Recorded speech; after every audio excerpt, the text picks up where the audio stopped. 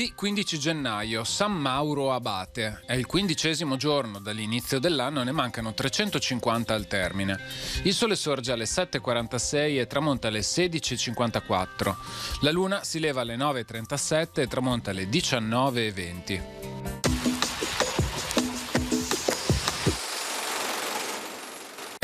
Senza far testamento, muore il doge Alvise Contarini del ramo di Rio Marina e Santa Sofia all'età di 82 anni e dopo 7 di dogado. La sua tomba si trova a San Francesco della Vigna, vicino a quella dello zio, il doge Francesco.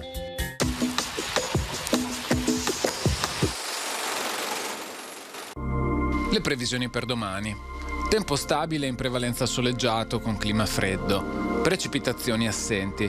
Temperature in generale diminuzione con valori minimi marcatamente e diffusamente sotto zero anche in pianura.